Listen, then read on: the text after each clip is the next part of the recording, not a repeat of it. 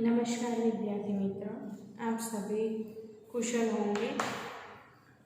आज हम आपके पाठ्य पुस्तक का पाठ 6 भारत माता की जय जो आत्मकथांश है जवाहरलाल नेहरू ने लिखा है उसे हम पढ़ेंगे।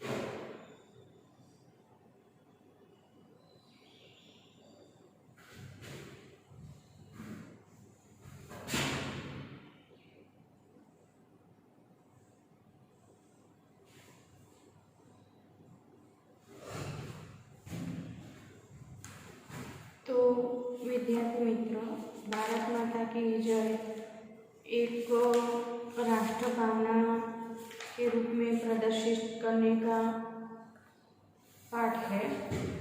तो देखते हैं क्या कहना चाहते हैं। पंडित जवाहरलाल नेहरू ने यह पाठ लिखा है। उनका जन्म तो हम सभी जानते हैं कि पंडित जवाहरलाल नेहरू हमारे प्रधानमंत्री रह चुके हैं। जन्म सन 1889 और मृत्यु सन 1964। पंडित जवाहरलाल नेहरू का जन्म इलाहाबाद शहर में हुआ था। पिता पंडित मोतीलाल नेहरू पेशे से वकील थे। जवाहरलाल की शिक्षा इंग्लैंड में हुई थी। स्वदेश आने के बाद वे गांधी जी के साथ स्वतंत्रता संग्राम में शामिल हो गए। इसी कार्य के लिए वे कई बार जेल भी गए हैं।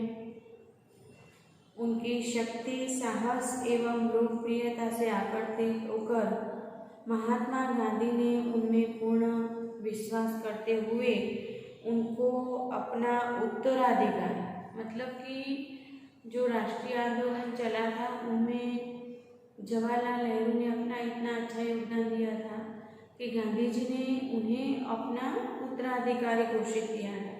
वे स्वतंत्र भारत के प्रथम प्रधानमंत्री बने तथा आजीवन उस पद पर बने रहे। मतलब जितने तक वह जिए उतने तक वे भारत के प्रधानमंत्री बने रहे। विश्व शांति के प्रखर हिमायती नेहरू जी बहुमुखी प्रतिभा के धनी थे। वे कुशल राजनीतिक, ध्यान में रखना, वे कुशल राजनीतिक भी थे, गंभीर विचारक भी थे, समस्त साहित्यकार भी थे। मेरी कहानी, विश्व इतिहास की झलक, भारत एक खोज, ध्यान रखना, मेरी कहानी,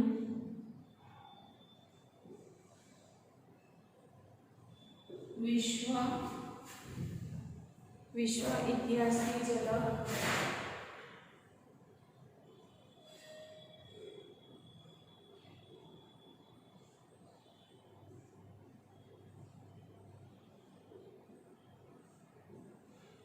भारत एक खोज,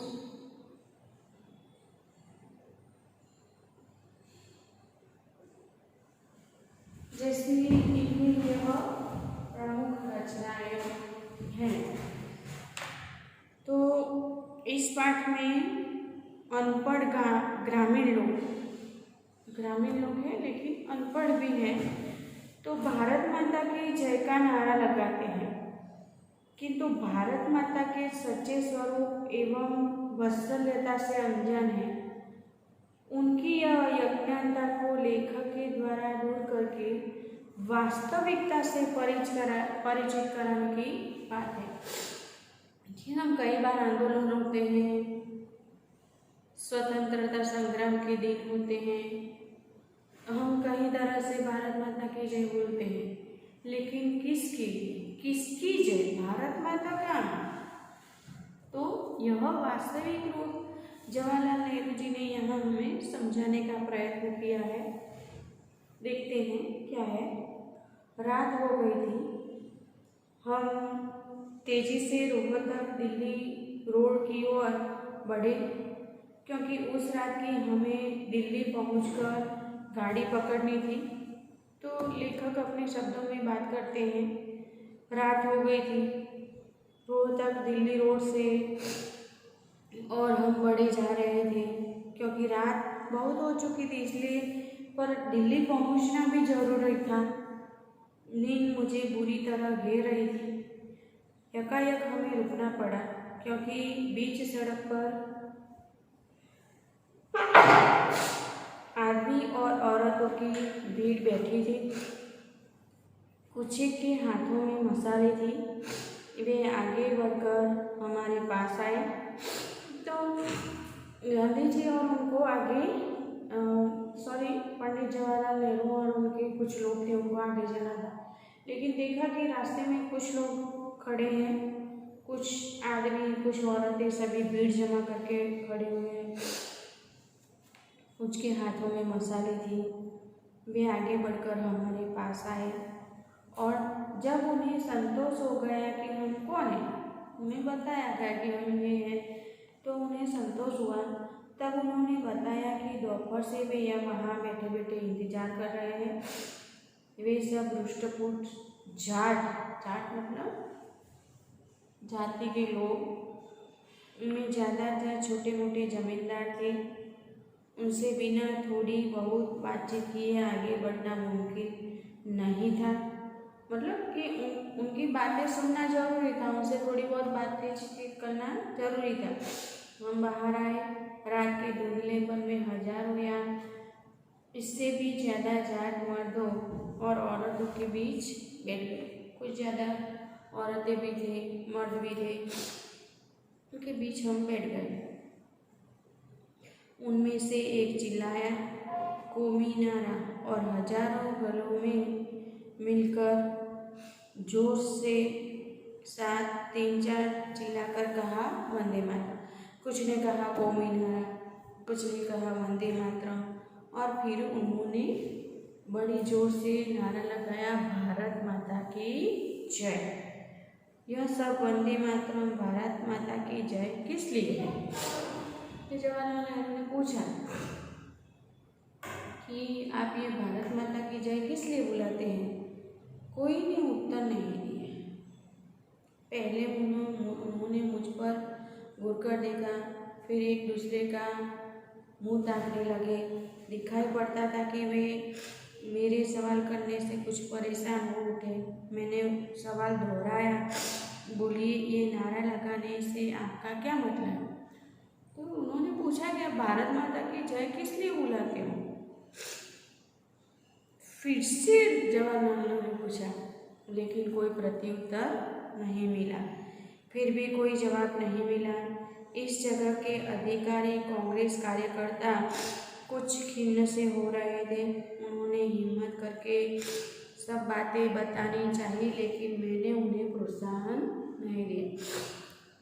कुछ कांग्रेस अधिकारी थे, कुछ खिन्न भी हो रहे थे, गुस्सा हो रहे थे कि ऐसा प्रश्न क्यों पूछते हैं। तो मैंने उनसे मतलब बात करनी चाहिए, लेकिन प्रोत्साहन नहीं दिया।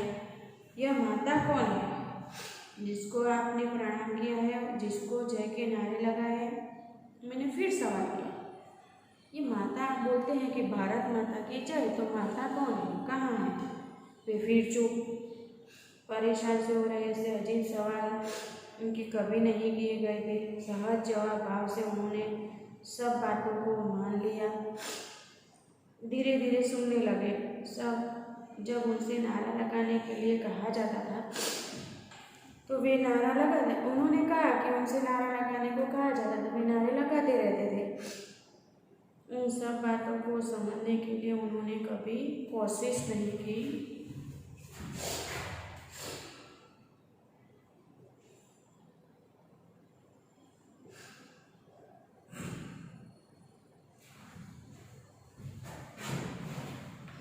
तो उन्होंने कहा कि जब उनसे कहा जाता कि नारे लगाओ तो वे नारे लगाना शुरू कर देते थे। उन सब बातों को समझने के लिए उन्होंने कभी कोशिश ही नहीं की। बोला है तो कर लो, क्या है, किस लिए है, क्यों है, कुछ नहीं जाना। कांग्रेसी कार्यकर्ताओं ने नारे लगाने के लिए कहा, तब वे उज्र कैसे कर सकते। उज्र मतलब विरोध।